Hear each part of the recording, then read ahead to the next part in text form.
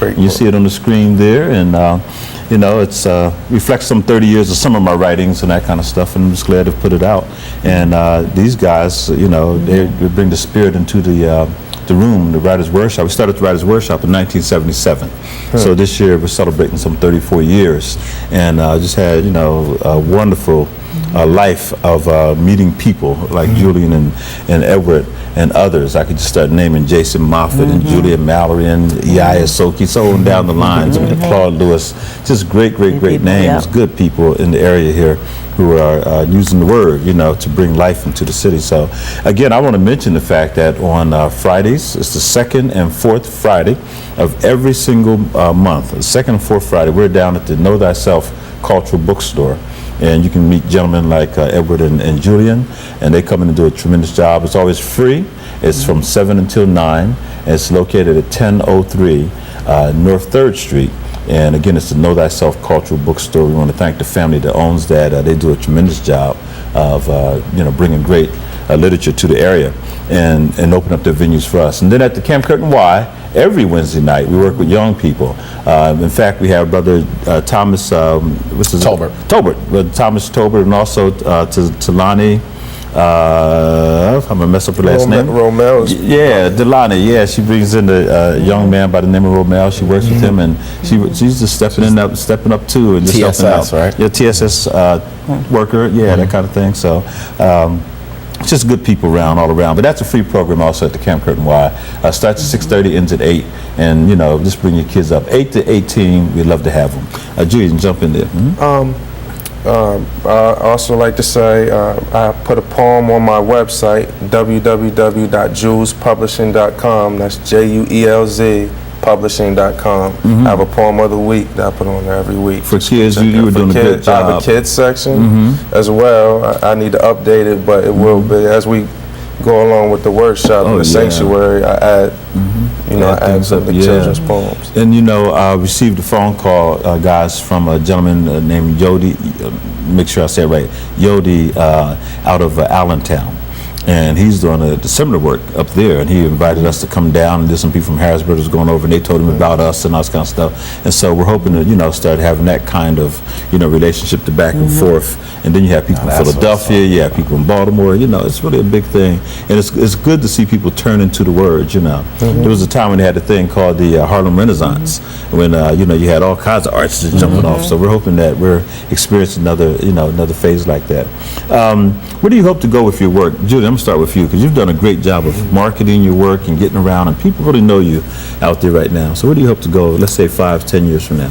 5-10 years from now, I will have Jules Publishing as a building. I will employ people that need to be employed, good writers. I hope to, you know, keep something going like you did with the Writers' Workshop. I just want to spread a positive word to the youth, anybody, all walks of life, but mainly right now the youth, because I believe that they need it. They need to hear it from somebody that's come from where they come from. Good stuff, good stuff. So, and Brother Edward, I know you have an immediate goal, getting that book out by September 1. Yes. But speak long term also. Long term is I want to begin to do check out some avenues as far as some motivational speaking and talking to kids, like Julian said, all walks of life. Basically, let them know that you can make it up out of whatever situation that you're going through. Whatever it is that you're going through, you know, that too shall pass. Whether it's the streets, whether it's addiction, whether it's family problems, whatever it is you're going through, that'll pass. And what I've done is I've used writing, you know, to help me have as therapy to move through some of those things that I've been through. Also, what I plan to do is I want to get my Poetry in Motion business started, and it's Poetry in Motion LLC.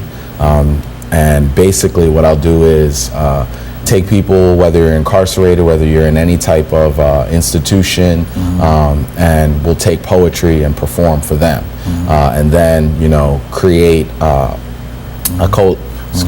create a coalition and have those ex-offenders get out and be able to mentor to some of the other people and just take poetry to any venue, anywhere. I want to say that, you know, your book by any words necessary has just inspired me.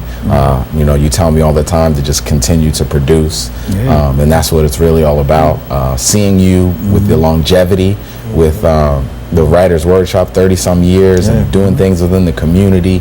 I believe that's what it's all about. It's one thing to write poetry and to feel certain things. It's another thing when you begin to be a catalyst for other kids and other people and young adults to begin to inspire people, because I think that's what it's all about. Whatever you do, whatever your talent is, do it for other people. That's what God called us to do. All right. Good stuff, man. And I forgive the other guests we had invaders here. I saw that fly all over. I know. People want to know why you swatting and stuff. Uninvited guests. Okay, You want to do some poetry too? To be the fly on the wall, right? Exactly. Well, gentlemen, one of the things I really want to applaud both of you and really moving forth to another level and wanting to do something, as you talked about, Julian, and also Edward, in regard to helping young people and getting them to see how to express themselves in a manner and way to reflect their lives and what they're doing. Now, In My Eyes, I'm going to get back to In My Eyes a moment, and the very first piece that you read, and you didn't read that, you actually just recited that, okay, to us. Was that your initial piece that you wrote, or? All right, let me tell you about that. Okay. I have a little cousin that actually inspired that poem. I was looking through his eyes for a second, and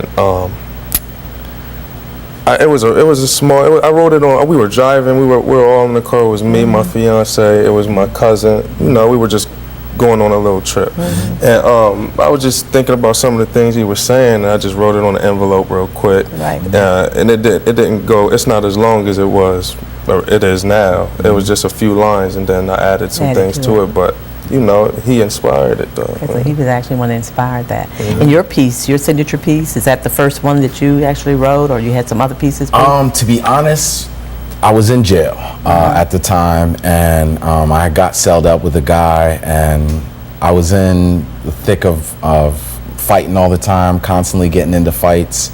And this brother was a poet, and I didn't know that he was a poet. And I was, you know, feeling very angry, and for some reason there was a spirit on me that I wanted to fight him for some reason.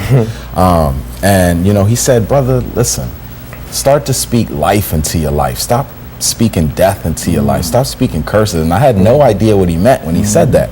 He said, look, I'm a poet.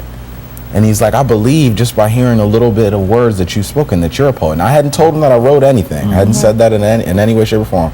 And because I was in jail, I didn't tell anybody that I wrote poetry. You know, I don't want people to look at me a certain way. I'm not a poet. No, I don't write poetry. So that night, I wrote a poem, and I started to write the poem about some of the child abuse, some of the things that my father put me through when I was young. And from there, it just turned into something else. And the next day, he picked it up and he was like, wow, I want to send this poem in. You know, I'm going to have to cut you, man. That's a great. By the way, I want to mention Dr. Irene Baird, who has been going into the prisons for years, and you encountered her there and helped you to develop your style. And so hats off to Dr. Irene Baird, who's been doing it for years as well. And guys, we run out of time. I'm going to get you back here, though. I want to thank you so very much for listening to this program, and I hope that you will continue to support the young poetic voices in our community. Julian Davenport and Edward Fisher are doing great work. Young people really turned on to them, and so let's just continue to encourage them to do it this way. And hope that we'll see you at some of the Writers Workshop programs as well, okay? Hey, thanks so much for watching this program. We're going to see you next time on Life Esteem. Goodbye.